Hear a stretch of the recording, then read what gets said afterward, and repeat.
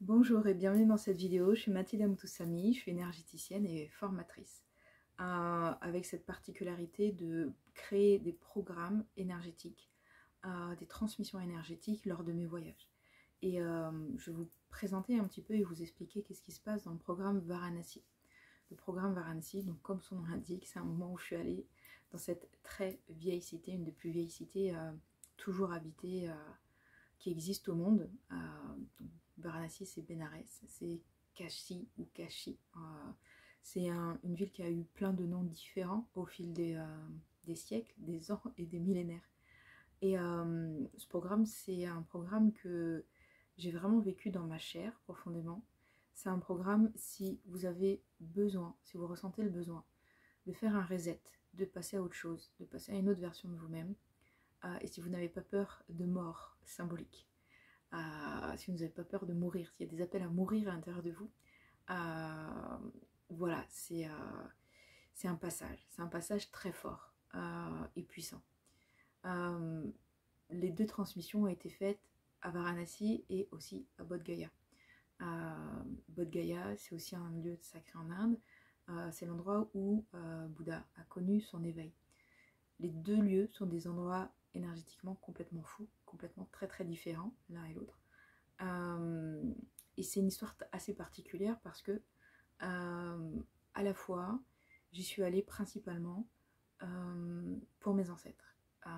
Je suis très métissée, mais j'ai un gros bagage d'ancêtres indiens et hindous, donc voilà, qui ont été emmenés au 19e siècle pour travailler dans les champs de canne à sucre dans les Antilles. C'est pour ça qu'il y a une diaspora indienne un petit peu partout dans les îles françaises, d'où mon nom de famille qui a un nom tamoul, indien pardon. Et en fait j'ai discuté avec ses ancêtres et ça faisait depuis un petit moment qui me disaient on a besoin que tu ailles pour nous à Varanasi, on veut rentrer en Inde, parce qu'ils n'ont pas pu rentrer en Inde, c'était pas leur volonté. Ils étaient censés signer un contrat de travail pour 5 ans, et sauf que ça s'est relevé être du quasi-esclavagisme. L'Empire britannique à l'époque a pointé du doigt et a dénoncé ce qui se passait dans les colonies françaises en disant qu'ils en faisaient trop, et pourtant dans les colonies anglaises c'était pas non plus le paradis, hein. Et ce qui s'est passé, c'est que mes ancêtres ils se sont retrouvés coincés dans l'impossibilité de rentrer alors que c'était voilà, leur volonté. L'autre aspect, c'est aussi que pour les hindous, mourir à Varanasi, c'est le top du top, parce que ça permet de sortir de la roue des réincarnations, ça permet de nettoyer les péchés. Il y a différentes manières de le concevoir, d'en parler. Il y a quelque chose avec la mort et l'âme, la manière dont l'âme s'en va à ce moment-là, qui est très particulier à Varanasi. Et j'ai pu le constater en allant sur place. Cet endroit n'est pas du tout normal. Voilà, donc moi je suis allée,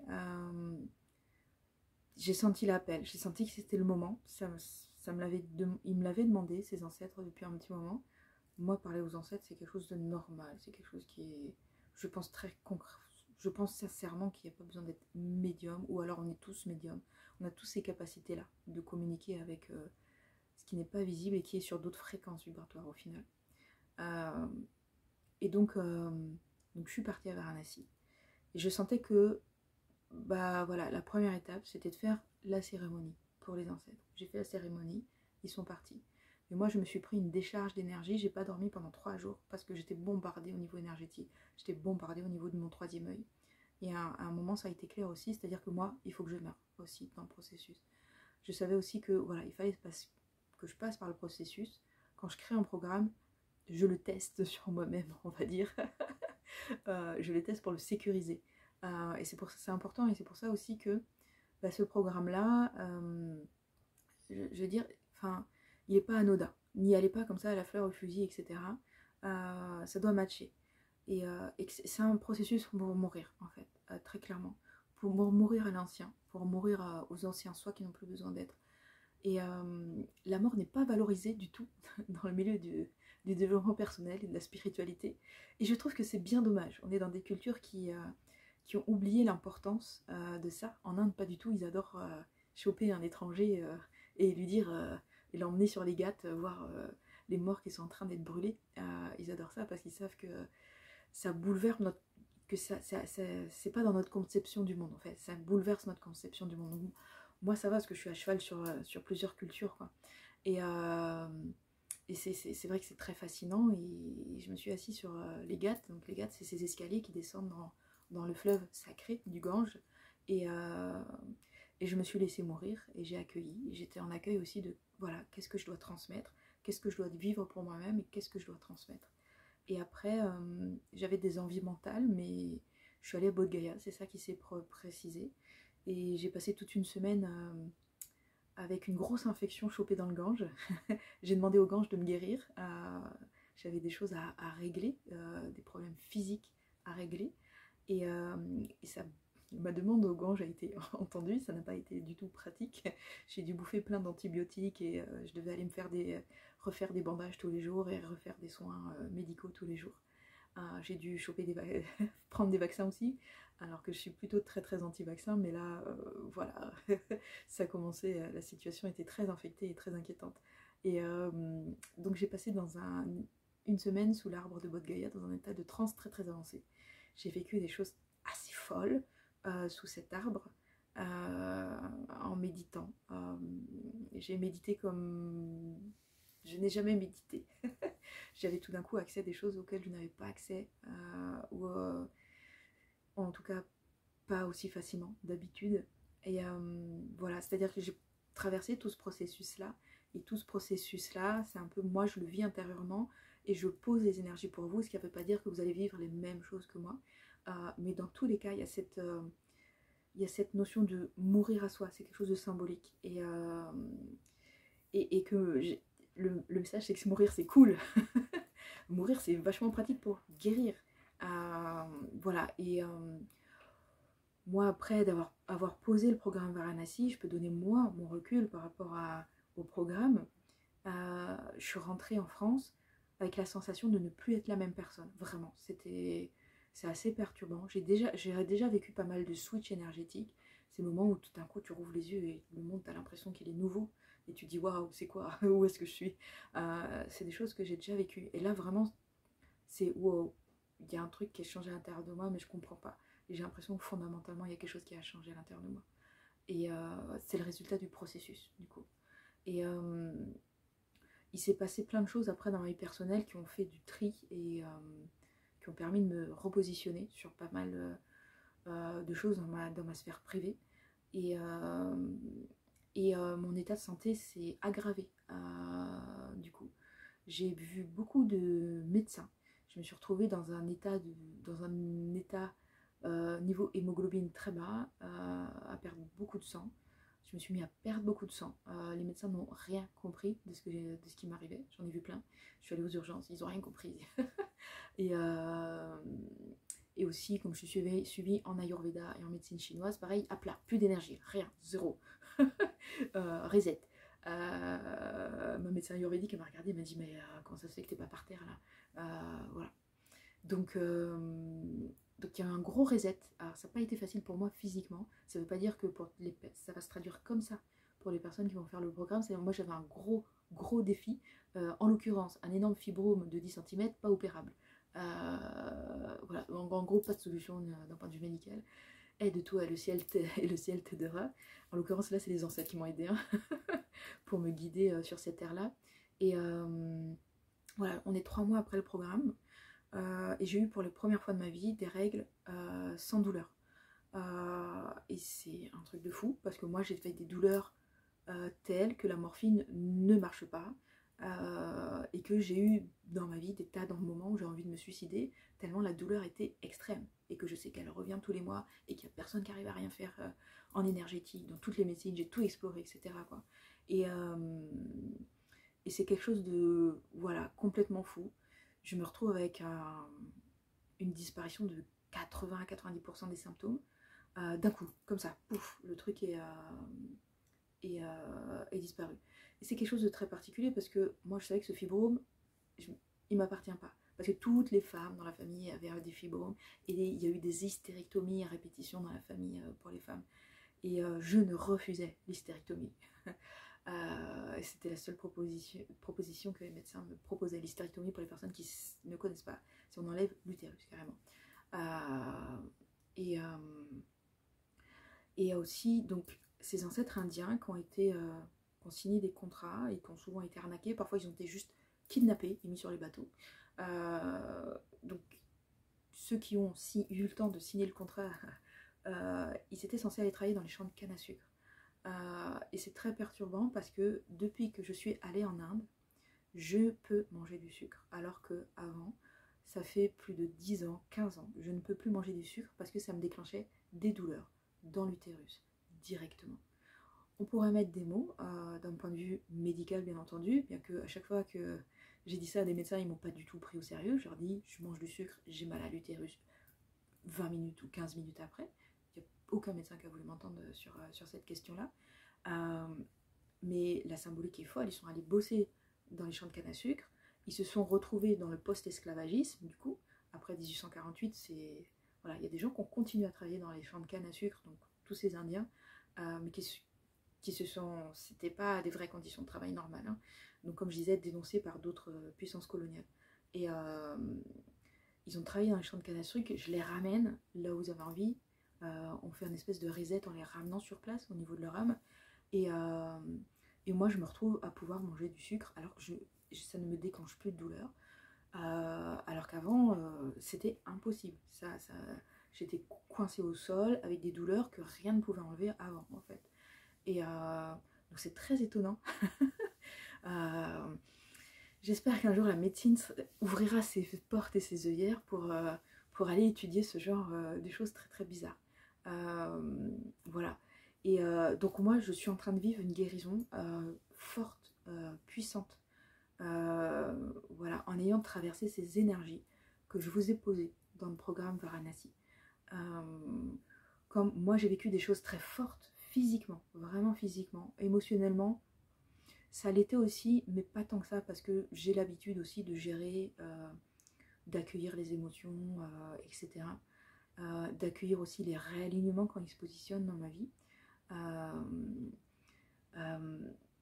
Voilà, donc c'est un programme qui est puissant. Il n'est pas si cher que ça pour le prix que c'est. Mais j'ai envie qu'il reste accessible. Et si vous appelle ce programme et que vous n'avez pas les moyens, contactez-moi. On peut trouver peut-être des arrangements. Je ne vous garantis pas, mais à voir. Et c'est un programme qui parle de savoir abandonner, savoir s'effondrer, savoir se laisser mourir, savoir descendre dans les profondeurs, parce qu'il y a toujours quelque chose derrière. Fondamentalement, la mort, c'est quelque chose qui est présent dans ma vie. À 25 ans, il se trouve que j'ai fait une expérience de mort, pas imminente, juste une expérience de mort, à cause de médicaments et à cause de la médecine, et à cause d'erreurs médicales qui ont été faites à l'époque. C'est le médicament qui a failli me tuer, et ça n'aurait jamais dû arriver parce que le protocole n'avait pas été, n'a pas été respecté par le médecin qui me l'a prescrit. Donc il est évident pour moi qu'il y a autre chose après la mort. On passe juste dans un autre état, c'est pas du tout une fin. Donc, et quand on intègre cette idée-là, se laisser mourir en restant vivant, donc mort symbolique, c'est extrêmement intéressant. Je trouve que c'est vraiment intéressant. J'étais déjà très pote avec la mort, entre guillemets. Je la trouvais déjà très très intéressante. J'en ai pas peur. Je peux la voir de manière personnifiée et lui taper la discute et lui raconter des blagues. Et comme voilà, parler aux morts aussi pour moi c'est quelque chose de normal. Mais voilà, même si tout ça c'est pas votre histoire, bien entendu, si vous sentez que dans votre vie vous avez besoin de passer à autre chose, qu'il y a des schémas répétitifs qui sont là, ça passe pas à autre chose, qu'il y a des choses qui ne décrochent pas, etc. Voilà, c'est ce à quoi sert ce programme Varanasi. Cette notion de je me laisse mourir, j'accueille les énergies du Gange. Derrière, c'est les énergies du dieu Shiva, qui est le dieu à la fois de la création et de la destruction en même temps, qui crée le monde en dansant. Et voilà, cette espèce de concept-là, cette énergie-là, phénoménale. J'aime bien dire que ça ressemblerait presque à l'énergie du Big Bang, ce truc où, voilà, c'est une espèce de champ des possibles. L'énergie de Bodh Gaya, c'est comme si ben, c'est ce moment-là de reset où il n'y a rien, c'est neutre, c'est une espèce de vacuité de la vacuité, le vide, de néant. On n'a pas de vrais mots pour décrire ça. Et à la fois, c'est le champ des possibles, c'est-à-dire que tout est ouvert à cet instant-là, dans cet espace où il n'y a rien, où il y a de la vacuité. On n'a même pas de mots, c'est au-delà de la vacuité, c'est même au-delà du rien, c'est au-delà du néant même. Voilà, le champ des possibles, peut-être que c'est le meilleur mot pour décrire ça. Et du coup, c'est des sensations qui sont hyper flippantes quand on a une pensée occidentale, la mort et le vide et le rien, en fait. Il n'y a rien à s'accrocher, il y a juste un néant, il y a juste un vide, en fait. Et c'est vraiment pas des choses qui sont valorisées dans notre culture, dans les soins énergétiques occidentaux, dans la spiritualité occidentale. Mais je peux attester que ça marche bien pour guérir. Ça marche bien pour passer à autre chose. Je pourrais utiliser le mot de saut quantique. Voilà, la mort c'est rien d'autre qu'un saut quantique. Et des sauts quantiques, on peut en vivre de notre vivant aussi. Il n'y a pas de souci pour ça. Donc c'est pas un programme classique énergétique. Voilà, c'est peut-être un programme inédit, j'ai envie de dire. Je sais pas, peut-être que c'est grandiloquent de dire ça. Mais comme je vois qu'on aborde peu ces sujets-là et on apporte peu ces manières de faire, comme on honore peu les ancêtres, on parle peu des morts, voilà, l'importance de se laisser mourir, d'accueillir les effondrements, d'accueillir tout le caca émotionnel, j'ai envie de dire ça, et de le laisser sortir, de savoir le remettre à des choses comme le Gange. Et c'est vraiment pas une chose, mais en français, c'est désigné comme Gange, comme chose. Et on dit le mot déesse aussi. Et pour moi, c'est même au-delà de déesse. Le mot déesse, c'est pas assez large comme concept pour vraiment mettre un mot qui correspond vraiment à ça, à cette magie-là. Je préfère parler de magie, moi. Et voilà. J'espère vous avoir bien expliqué. Voilà, si vous savez que vous avez des fragilités pour faire ce programme, contactez-moi. Parce que l'idée, c'est de se sécuriser aussi, qu'il y ait du monde autour de vous. Voilà, ou psychologiquement, ou médicalement aussi. Bien que moi, médicalement, ils m'ont juste énervé. ils ont juste servi à rien du tout dans le processus. À part la perfusion de fer qui a servi à quelque chose. Mais sinon, voilà, la médecine ne m'a pas été d'un grand secours. Mais je conseille quand même voilà, de se sécuriser un maximum dans ce processus-là. Peut-être que le programme Varanasi sera beaucoup plus doux pour vous. Je l'espère, et pour les personnes qui l'ont fait aussi, c'était plus doux. Mais il y a cette notion de switcher, de faire si vous avez besoin de faire un changement de vie, des changements de direction, c'est vraiment le programme adapté. Et je peux attester, pour l'avoir testé sur moi-même, ça marche. Ça marche et c'est surprenant. Les chemins de réalignement à vous-même, généralement, ils sont surprenants. Parce que il y a souvent des choses qui sont en angle mort et qu'on n'a pas encore vues. Donc il y a forcément des surprises sur le chemin. Et après, c'est la capacité à accueillir les surprises, les nouveautés, et accueillir aussi voilà, toutes les émotions qui peuvent venir avec tout ça. Voilà. N'hésitez pas si vous avez des questions en commentaire. Et à bientôt si vous vous décidez pour ce programme.